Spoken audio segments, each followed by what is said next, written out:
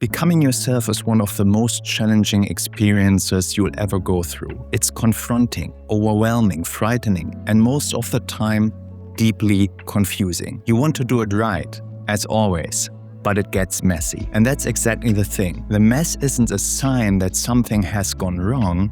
It's where real inner growth begins. Once you understand the deeper principles of becoming yourself, the journey doesn't suddenly become easy, but it starts to make sense. You stop fighting the process and begin working with it. As a therapist and coach, and myself a longtime seeker, I've seen hundreds of people go through this process. High achievers who looked successful on the outside but felt disconnected on the inside. And whenever they consciously stepped into this journey, they discovered something incredibly important. And they weren't alone, because I have been through those intense periods of transformation myself. And every painful chapter asked something of me. But every single one also brought me closer to myself, helped me reconnect with what really matters, and allowed me to live life more fully. Becoming yourself isn't easy, but it becomes surprisingly simple once you understand what this journey is really asking of you. And today I want to share 7 principles I've seen over and over again,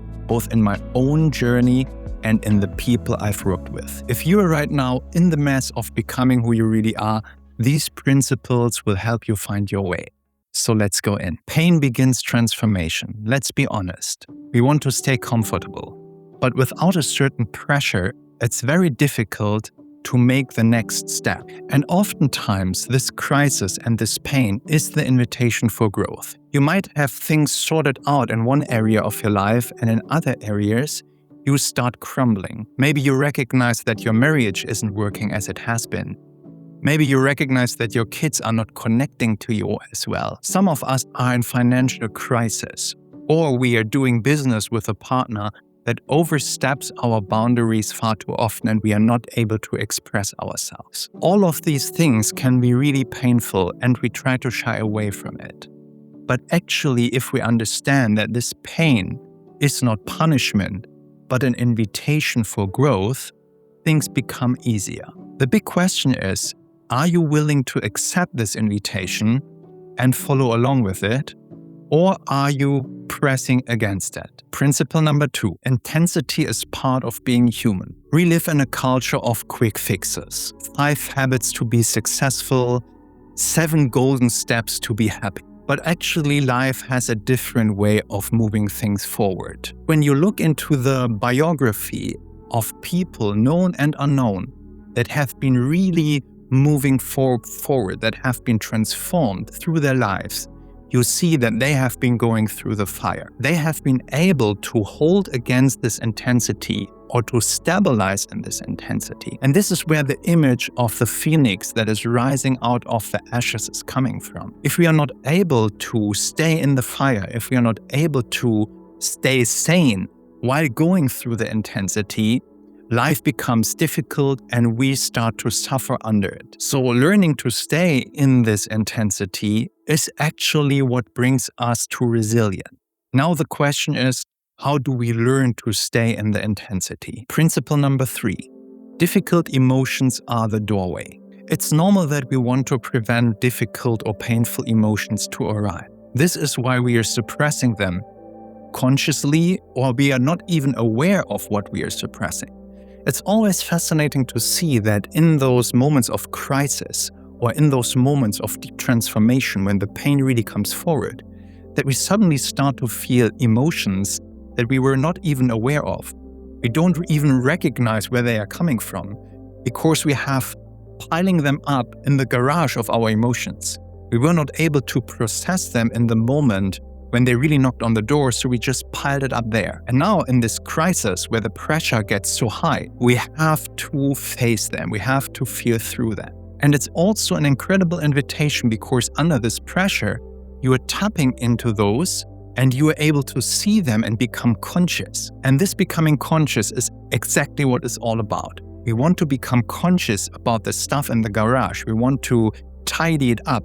We want to make a clear space, because in this clarity, we learn to understand more and more who we truly are. All of those stored emotions in the garage they contain and absorb a lot of our energy. So suddenly if we unlock that, we feel more creative, we feel more alive. Now, because it's not easy to tap into those deeper levels, I've created the Beyond Fear meditation. It's a guided meditation that helps you to really see and experience and unlock those hidden emotions and work through them. You feel empowered because you have been bringing back the energy into your life. It's very useful and you find the link in the description. But for now, let's move forward, because when you understand the journey more, the process of becoming yourself becomes more simple. Once we accept this invitation, something becomes very obvious. Principle number 4, the ego wants to protect the old you. The ego isn't bad. It wants to protect you and it wants to stay safe. And it uses all sorts of very smart and intelligent ways in doing that.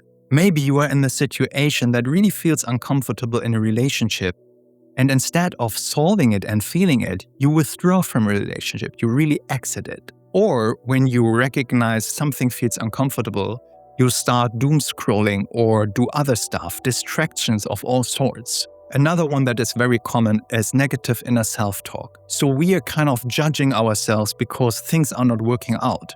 So in a way, we use the energy and the pain against ourselves, which is even more messy. It makes everything even more difficult. Another one is that we're not taking charge of what is taking place, but we are finger pointing to others, what they are doing wrong, what they could do better, and instead of solving our emotional state, we start to project onto others and fight with them. And then there's also one that is really common. It is self-pity and resentment. We are thinking about the good old times, how everything went so well when we were in our 20s or 30s. So there's also this kind of, I would wish everything would be as easy as it was then. But you have to understand, when you're going through this process of becoming more of yourself, you cannot just go back. What you need to do is to face what is happening right now and use it for the better. And when we start to accept that there is resistance, at the same time, we are also more aware of what is going on and we allow our feelings to be felt, that even that a lot of things are moving and maybe our old identity shifts into something new, which is of course a challenge, which is a confrontation. It is insecure for the ego. At the same time, we also start noticing what is the part of us that is not changing. It is our essence. That is something that is really deep inside of us. And we recognize by watching and being very aware of what is going on in this process of becoming ourselves, what the true core is. And this is what the alchemists called the gold. It is really like this essential part of us, this essential core that might never change, but that really kind of is the center of the self. Principle number 5, resistance makes growth harder. We naturally cling to certainty. And of course, we are resisting the transformation and the change. And if it's painful, we even do it more. I've been working with a lot of entrepreneurs, and some of them really crashed their businesses. So when they came to this moment of insolvency, of course, it was a very, very confronting experience. There is shame, there is guilt, maybe death. People are judging them. They feel that they are losing self-confidence. When I was working with them, they said most of the time, when they came out of that crisis, even that it in a way broke them, they came out of it, they worked their path through, and when they built a new company, they were doing it on a totally different level. Some of them said even to me, this was exactly what I needed to learn who I truly am, what I want to create, and how to do things. So even that we can go through a crisis that is related with a lot of shame or guilt or even blame, there is an opportunity to grow.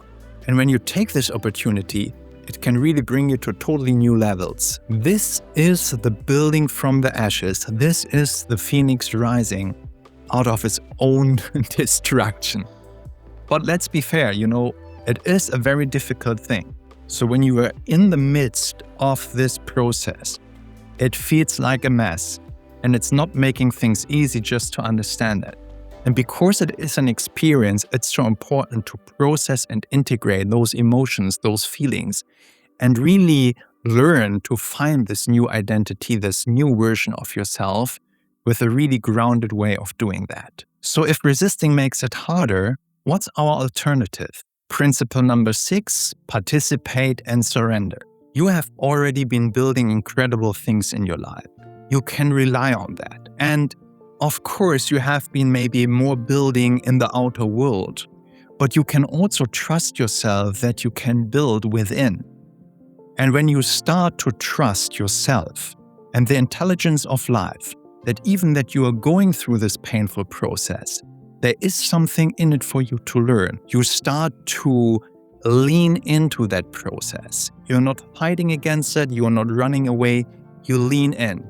You allow. And this is what surrendering is all about. Surrender is not just to let everything happen, to give up, or to hope that it will just solve itself. Surrender means that you're in an active way participating in this process, in this unfolding of your new way of being. So it's all about letting life work through you, staying curious, becoming more aware, taking your time, because those episodes, they need time. You cannot just fast forward it. Of course, there are ways and methods and procedures that can help you, as for example, the meditation I was talking about.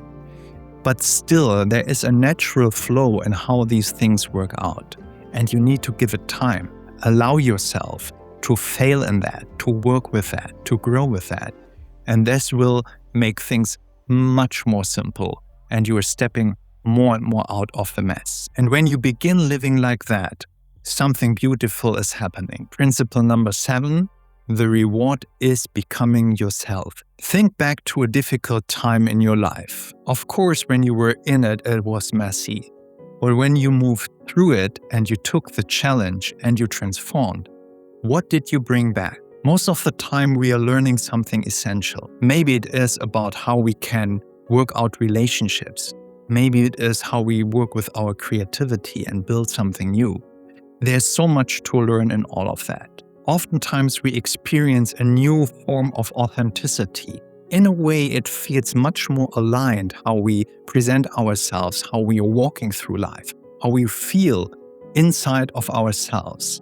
This greater self-connection is the elixir of the hero's journey.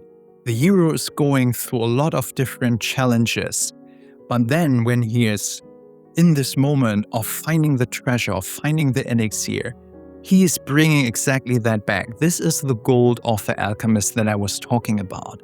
It is as if you're bringing back more self-connection. I've been working with hundreds of people going through this process. And there's one difference. There are those people that are in self-connection, and there are people that are not in self-connection. And people that are not in self-connection and don't know how to get there, most of the time they are miserable. They are suffering. Something is missing, they are longing for it, they want to have it, and they don't know how to get there. But if you are learning to use those episodes of transformation, of becoming yourself, not fighting the pain, but really using it as a stepping stone for becoming more conscious of who you truly are, this leads you to more self-connection, and this is what this is all about. So the treasure really is to become yourself. Be more expressive, be more creative, feel yourself more. And having this experience of being more who you truly are. Becoming yourself doesn't mean that you're becoming someone totally new, but it means that you are letting go of the things that stand in the way of being who you truly are. I know that this process is quite challenging, and oftentimes it can feel that it is all too much. A lot of people that I'm working with, they say, oh, maybe I'm in a burnout, maybe I'm depressed. But what I found out is that they have so much stored emotional energy in the garage that they are just exhausted. And if this is true to you, then watch my video about emotional exhaustion, which isn't burnout, but which can be processed by allowing ourselves to feel through those things. I recommend to you to watch the video to make the next important move in your life. See you in the next video.